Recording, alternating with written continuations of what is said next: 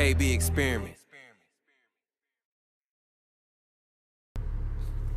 Real quick, before we get into the show itself, I just wanted to touch base on something. I flew all the way to New Jersey. Make sure I get this recorded properly with Danny, the success addict, who you'll hear shortly.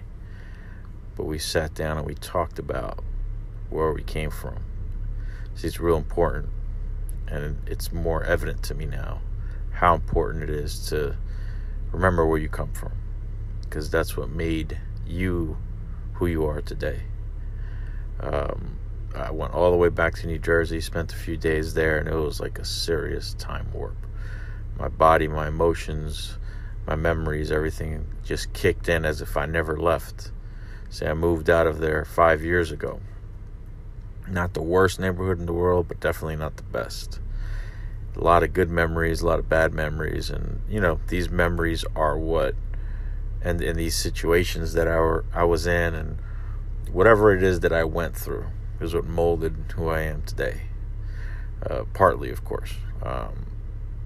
Certain behaviors and habits that I have, how I approach things, the attention to detail, is based on what you have to pay a lot of attention when you're in the streets. See, not a lot of people know where I come from, and when they hear me say things like this, I don't know if they doubt it, but it's not something that they picture when they think of King Borris. But there's a lot to King Borris that people don't know about. And as I do these episodes, little by little, you'll learn more about me. I've come from a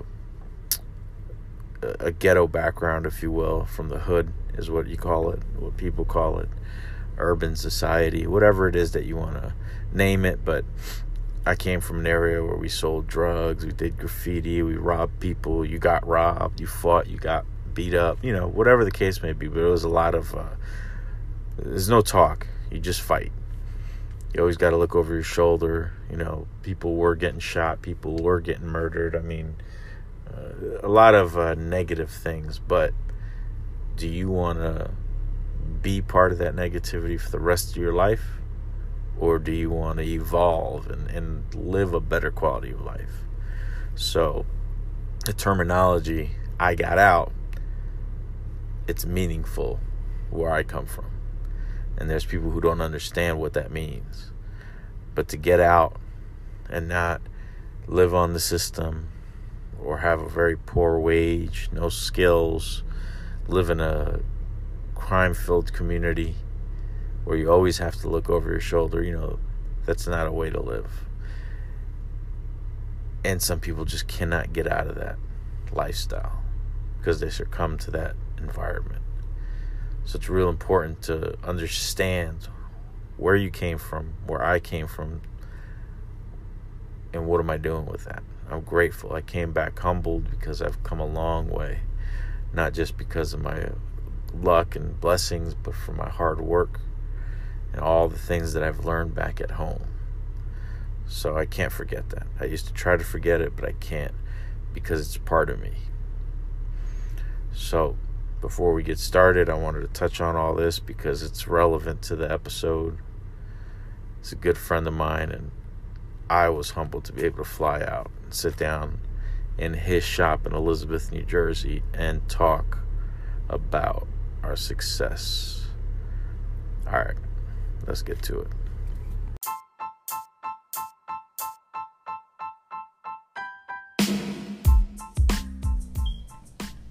Thanks for joining us again and again and again. I appreciate you guys. You don't have to be here, but you're here. Today I have a special guest, very special guest. Someone I've known since I was little, someone I've seen grow in a way that a lot of people haven't grown where we're from. And I'm going to let him introduce himself because I like letting people do that. So, go ahead, Danny. My name's Danny Amorim, a.k.a. the Success Addict. I really lived that. It just kind of happened. But I guess this podcast will break down exactly why that happened and why I continue to keep happening. Yeah, true. He's, it's incredible to see what he's been doing. But he just cut my hair, too. so I haven't had a good haircut like this in years, since I left Elizabeth, 5 years ago. But he got me right. So let's get into it. So what do you do right now? What's your profession? I'm a master barber, licensed cosmetologist. People ask me what I do for a living. I make people look good and feel good every day. That's what I do for a living. But my occupation, I'm a licensed barber, licensed cosmetologist. I just happen to do a whole lot of other shit. True. I see you travel a lot. Yeah. Like every week you're on the road, and I started to see you travel outside of the United States into other countries, so I could say you're the world-renowned master barber. Does that make sense? It could. I try to stay humble, you know. I'm just Yeah. enjoying what I do, enjoying the ride, enjoying what it's done. But international stuff has definitely turned up a whole nother notch, and it's amazing to see the feedback that we get, the response we get, the love we get. Like, I really love going international because it's just a whole different, how I could say, feel and love and admiration, and makes me enjoy what I do even more. It's a different culture. You know? Oh yeah, everywhere is. Every different country, different culture. They have their own way of being, but when you introduce something different, I know that they accept that, and it just grows. Absolutely. You're in Elizabeth, New Jersey. Yes, sir. Where I also grew up. I remember you had a barber shop on the most dangerous corner in the world with a little tiny driveway. Was that your first one? Yeah, that was my first one. We opened up December 3rd, 2001. Small space, 4 chairs, terrible parking, but at 21 it was mine. Yeah, that parking was it on the entrance ramp to Elmore Avenue? It was horrible, but we made it work, and that place was always packed. It was always busy. That was always packed. When did you start traveling? Started traveling maybe 8 years ago, possibly 9. Started traveling on my own dime. I just, try to maximize my career as much as I could. I was already pretty busy in my city. My chair was already spinning 6 days a week, 10 hours a day. I already tried to go up in prices a couple times. That worked in my favor, but it was like I still wanted more. I had a different mindset, different drive, and I didn't want to be the local guy anymore. I kind of wanted to broaden my horizons, so I got into the internet, started messing with Facebook back 8 years ago when it was the most popular social media outlet. Utilized my YouTube, and then with YouTube and Facebook, you can literally copy and paste and put your video on their page, where Instagram doesn't really have that. You have to DM it, and it gets a little annoying. So I kind of caught it at the right time. Timing was of the essence. So between YouTube and Facebook, it built a bigger data for me and a bigger following. And then I just had to put the face to the YouTube. So I was starting to get a demand of people wanted to meet me and see me, and it was just humbling that people actually wanted to. So started flying around, and one of my first shows was Bronner Brothers in Atlanta, maybe about 8 years ago. Showed up with a book bag full of I Love My Craft t-shirts. Went there by myself, didn't want an entourage, didn't need friends, didn't need company. I went there with a mindset, a goal, and I achieved it. And I came back a different person, different barber, different businessman, different entrepreneur, and it changed my life, and it just turned me into who I am today. I see it because again, I see you on Instagram, and I know you, and I've seen where you started, and just to see how much you've grown. I talk to barbers in Houston, and I'm like, I see a certain product there, and I ask, hey, this dude's success? Oh yeah, I know him. I was like, oh, I went to high school with him. Like, oh really? The people know you everywhere. I see the impact that you give them. I see the energy that you give them. How do you keep that energy up? I don't have as much energy as I used to, getting a little older. I'm pushing 40 soon. Don't repeat that. But my passion does it. We'll edit that out. Yeah, my passion does it, where even like today I had a bad day. We all have bad days. We all have bad starts. I had to get up and go to a class and put on for about 100 students. On my way to the class, got into a car accident. Sucked. I was super pissed. Thought I wasn't going to make it to the class. Managed it, knocked it out, changed my face, got into the class, and being who I am and doing what I do kind of helps me deal with life, Like any other normal person would have let that ruin their day.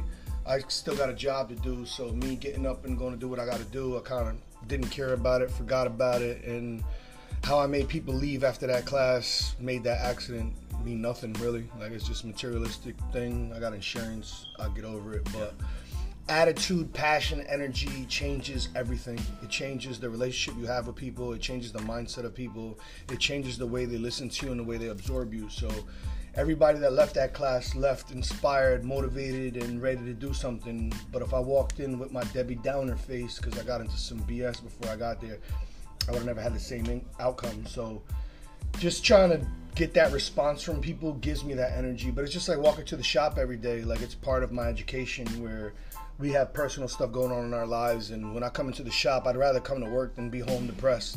I come to work and I get to talk to people, speak to people, and my problems aren't as bad as theirs. So, you know what? I don't got it that bad. I need to get over my shit and just keep moving. So working helps my mind and my spirit and helps me evolve. So when you're passionate about something, energy just takes over, you know? If you're doing a job just for the money, that's when it sucks and your energy isn't with it because you're going against the grain and you're force feeding something. When you genuinely love to do something, no matter what's going on in your life, it just, that switch turns on and everything else just goes away. Part of your life, that's what it is. It is life. It's not something that you turn on or off.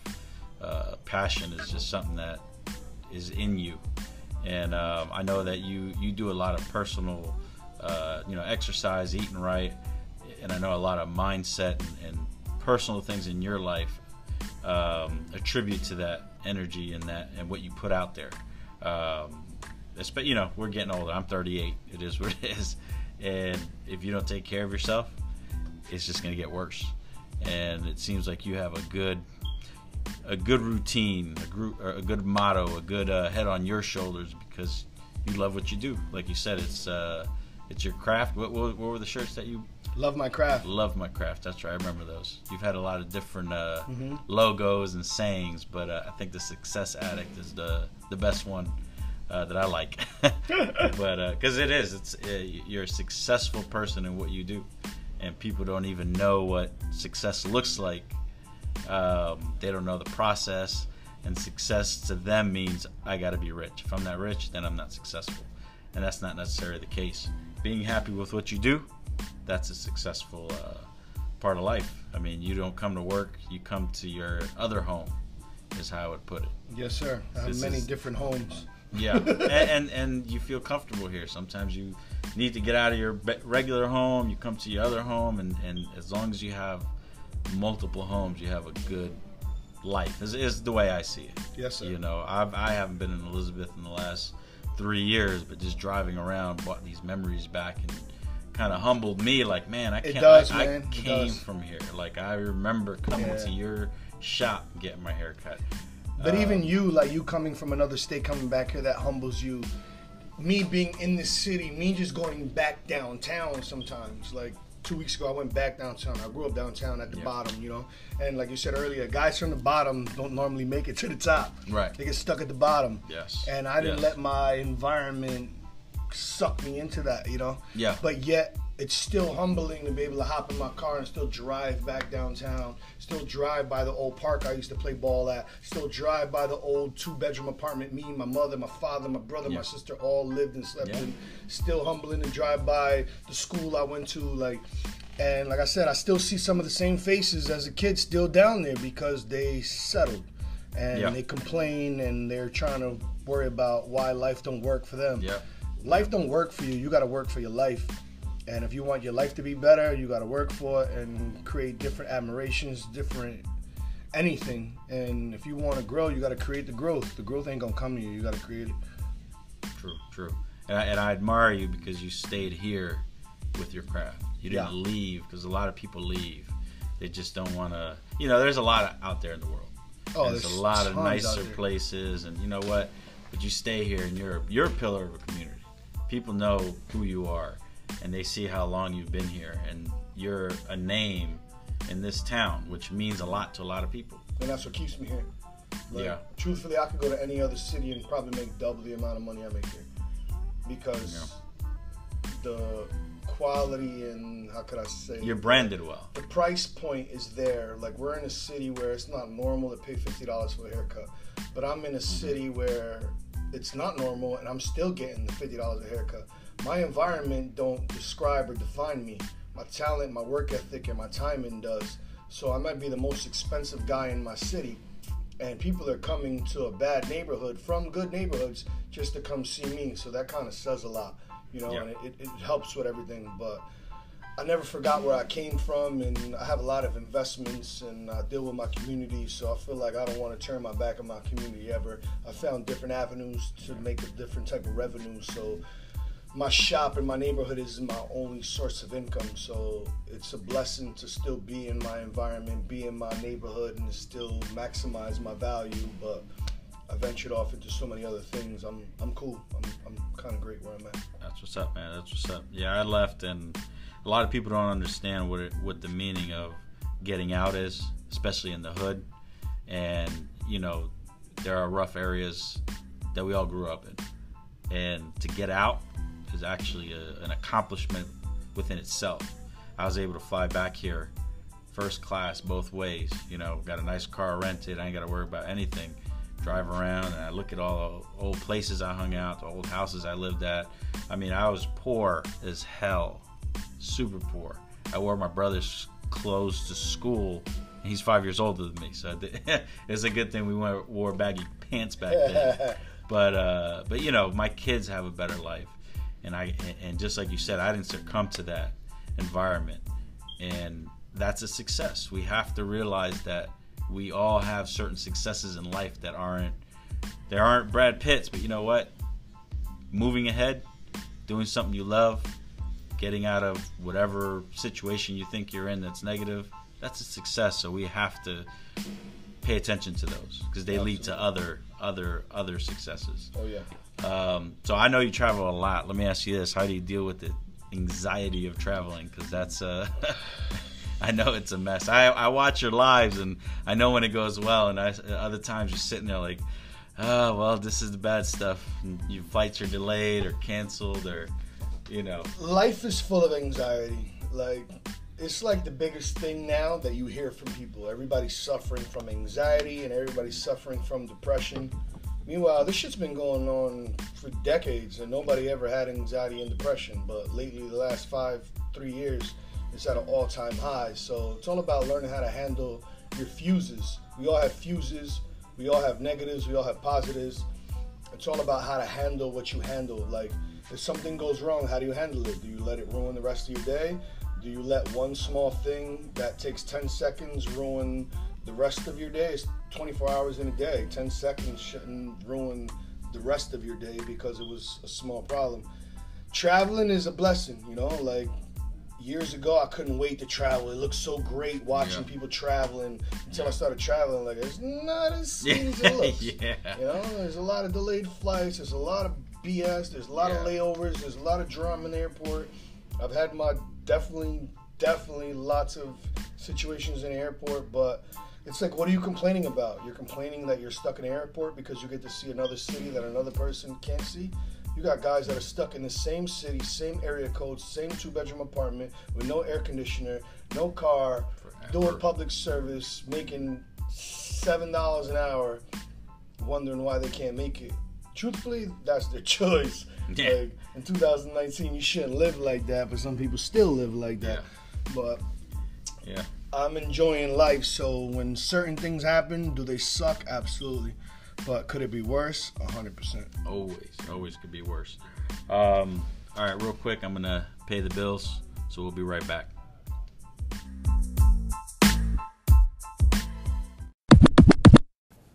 All right, so I get people from time to time asking me how I record my podcast. And I tell them it's simple. I do it on my phone, and I have a plug-in speaker. All I need is a quiet space and my phone. And it's free. They have all kinds of tools to help you do it, to edit, to cut, to ad-lib, whatever it is that you want. And once it's ready and you upload, Anchor has you all set up where you post it or upload the audio once or the episode, and it'll distribute it across other platforms like Spotify or podcasts or Apple Podcasts. And, I mean, it does it all for you, which is pretty neat because sitting there trying to upload stuff forever takes forever. And you can make some money. So there's sponsorships, no minimum listenership. I mean, it's pretty darn easy. It's everything you need to make a podcast in your pocket.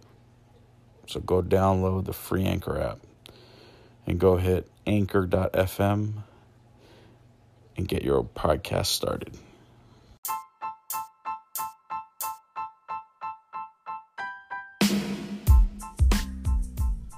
All right, and what else you got? So plug your business, plug your Instagram, plug your social media. Well, my personal name's Danny Amorim. You can look me up anywhere. Just feel free to Google me. Last name Amorim, A-M as in Mary, O-R-I-M as in Mary, not N-M, please. They know me as Success Addict, all one word. Success, 2 C's, 2 S's, 2 D's. Feel free to follow me on Instagram. I'm on Facebook. I'm on YouTube. If you Google me, I got tons of stuff on different sites. I own 3 barbershops in New Jersey. Clippers Barbershop with a K, not a C. We've been open since 2001. We now have 3 locations. We have about 30 barbers. You can find us. I'm also an international educator and platform artist for the Andis Clipper Company. Feel free to follow the Clipper Company. Same thing as I mentioned. If you Google my name, you'll find different videos on their YouTube, on their website, on my site, on modern salon stuff. Like, I've been in the hair industry 20 plus years. So if it's hair and it's a beard and I'm involved, I'm there. Yeah. I also am an educational director for Gibbs Grooming. It's a men's product line. We used to just be a beard product line. Now it's all men's hair grooming. I've gotten into education because it's just, I get to share the craft and share the love and share the info that people don't have, you know? Like, the modern man is used to using soap and whatever the hell shampoos in his bathroom. Now I got guys using roll brushes, vented brushes, blow dryers, conditioners. Women always did it. Yeah. And you know, our wives or our girlfriends have a ton of everything. Because they want to look good and feel good. Right. And years ago, guys didn't want to look good and feel good. They could care less, but now they care more. So with hair being in and beards being in, it needs maintenance. Years ago, you had a beard, it was like, ew, he's got a beard. Now it's more like, can I touch it? Yeah. And why do they want to touch it? Because it's groomed appropriately, its products are applied properly. Smells good. Yeah, absolutely. And skin creates healthy hair. I got a pretty big beard. My man Borris got one too, but the beard comes from the root, not from the ends. Like, your ends might be long, but that's not the growth. The growth comes from the root. So you want that growth to come out. Healthy skin becomes healthy hair. So as you see, man, like, I'm just all in. Like, I'm really passionate about what I do. Hair is my life, but hair has turned me into so many different things. I also do a lot of personal development. I do a lot of motivational speaking. I do all types of different stuff all over the world. Feel free to check me out. I got a website, successaddict.org. You can click the link in my bio on my Instagram. It'll take you directly there. We also just finished doing a collabo with Temples and Bridges. It's a sunglass company, real good friend of mine. They've been around for a couple years. I'm a frame guy. If you know me, I own tons of lenses. He reached out to me about 3 years ago, and I remember he wears them well. I try, man. It helps with the face. So I remember 3 years ago here, same location, same barbershop, same place. We did a YouTube video about how do we create it, and we literally broke it down, man, and what it takes, the essentials and the detail, and going down to a screw to developing this. It took us 3 whole years to finally get this design done. And this is something that I talk about, turning passion to a paycheck, because it's something that I've been passionate about. And it wasn't even something that I wanted to make $1 off of. It was something that I'm just passionate about because I'm into fashion, I'm into hair, I'm into clothes. I've always made my own brand. So now being able to have my own frame, it was like, hey, I just want to design the frame. I wasn't worried about the dollar amount. But now it's out. We have 3 different frames, 3 different colorways. You can look us up on Temples and Bridges website. Also, if you're on my Instagram, click the link in my bio. It's on my website as well. We have 100 frames of each colorway, limited, only 100 of each. Half of them are already gone. We've sold out in almost 2 months, which is outstanding. So once again, it's turning another passion into a paycheck. And I'm not worried about the money, man. It's just a blessing to be able to have somebody walking around rocking a frame that I created, that I designed to the T, and say, D, I love these frames, man. Like, you did a great job. So that's a bigger paycheck than me, you know? So when you love something, and you have the drive for it, the money's going to come, man. Don't chase the money. The money will never come if you chase it. It's like gambling with your rent money. You're going to lose it. Correct. But if you go to the casino with money you don't care about, guess what? You're going to come back a winner. That's a good way to look at it. That's the truth, man. That's the truth. Well, yeah, that's a long plug, man. You got a lot going on, and that wasn't even all of it, man. We could go for hours, but we don't have enough time for the pack house. But we might need another podcast. We might need a round 2 or 3, man.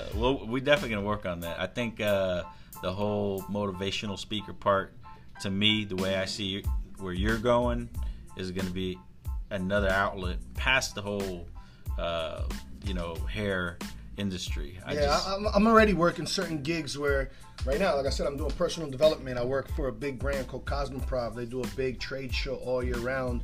They hit about 8 cities per year. I've been working their shows, working for the Anders company, working for Gibbs Grooming, working for a product company, doing education for them on big stages in classrooms, to the point where they approached me personally, and now they asked me to do something. So literally this year, first show, and I'm there, people are like, D, who are you working with? I'm like, myself. And they're like, what? Like, yeah, I'm working for myself. Like, what do you mean? Not Anders, not Gibbs? Like, nah.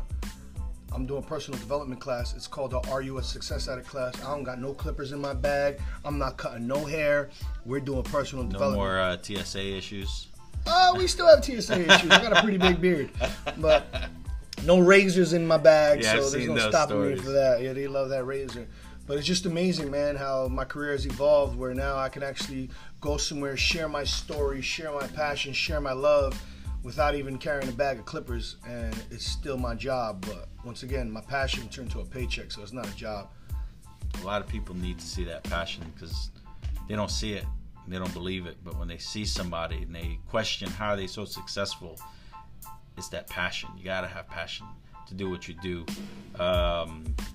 And I love to say, man, I love to see your son growing up the way he is, man. Success Addict Jr. Yeah. I know you're proud. I know you're proud, and that's amazing, because I got 3 kids, and my son's 13. How old's your son? He's 15. He'll be 16 in 2 months. Yeah. Well, I know he always goes to school laced up real good with the hair. Yeah. Always. You'd be surprised, man. Oh, no? He might have fresh kicks on all the time, but haircuts, he's put on the back burner, man. He don't pay for his haircut. He got to get squeezed in just like everybody else. Oh, that's good. He got a haircut Saturday, and he got squeezed. Friday, and got squeezed in. He's got a haircut for 3.5 weeks, and I was tired of looking at him looking crazy. All right, come on, you're getting a haircut. That's it. Yeah, pretty much. Just have your grandmother drop you off. Oh, man. 10 years from now, where do you see yourself? 10 years from now. Is that too far, or you want me to do 5? No, 10 years from now, man, I want to own a lot of property, and I want to be able to travel and just see different places. And definitely my passion is still going to keep me here, but I don't think I'm standing behind my chair for 10 hours a day in 10 years, man. I've already put in 20, man. I'm only 39, but I've already been standing behind my chair for 20 years. I still love it, but there's got to be a way, an easier way and a smarter way, and I'm trying to build that and evolve that. I'm building my own retirement plan. I'm building my own 401k. I ain't no dummy. I own a lot of sneakers, but I own some property too, man. So. Yeah, those sneakers hold a lot of value, though. They used to. Not as much anymore, man. That's not what it used to be. Has it changed? Something fierce, yeah. Well, halfway down, but maybe later. Maybe later. Yeah. Well, that's what's up, man. That's what's up. I'm glad we had a chance to sit down and talk. Last question. This is what I'm going to ask everybody. If you could be any animal, what animal would you be and why? An animal. Oof. If I could be an animal, I might be a tiger. Why? Or a lion. Because he's a fierce motherfucker. There you go. And, you know? I asked that and I'm going to ask everyone because of my old boss, Colin. That's what he would do during interviews. And he would ask people and they'd say, what? And you'd be surprised the answers you get. But it tells a lot about somebody. I ain't going to be no monkey. I ain't trying to be no gorilla. The tiger. The eye of a tiger and the heart of a lion. Those are definitely... A liger. Yeah. He'd be a liger. Yeah, a liger. I like that one. My brother, I appreciate you. Thanks for taking the time. It's been a long day for both of us, but you know what? This would be worth it. Absolutely. I'm going to put all the info in the description for everything that he just said because I know it's a lot. All clickable. Make sure you follow him. If you're in Jersey, I'm telling you, come get your haircut. Gary V, you need to come down here too. We're going to work on that. That's pretty Gary, much it. I got you, man.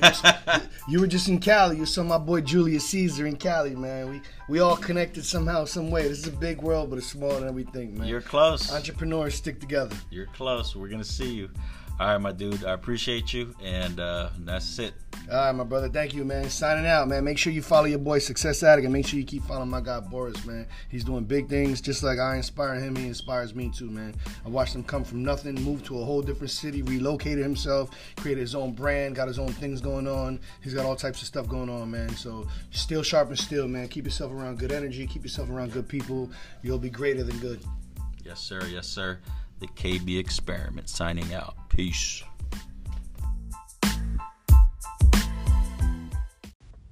All right, so if you're listening through Anchor, you can actually leave messages, voice messages, and text messages that I can share on later episodes, which I encourage you to do. Like Mikey Zoe, my man, he left me a message probably after episode 1. This is only episode 3, but I'm throwing it in there now. So go ahead and record something, tell me something. I love to hear feedback, and if it's good. And if it's bad, I'll throw it on the show. I like criticism. But here you go, Mike. Hey, King B, man, what's going on? It's your boy Mikey Zoe out here in New York, man. Just want to let you know I tuned into that first episode. Great intro episode, man. Looking forward to more content. Looking forward to those goals and that business proposition you had in mind for me, and I'm definitely looking forward to being on your show, man. So keep up the work, keep up the good work, man. I'm supporting you, bro. Rooting for you. Keep it up.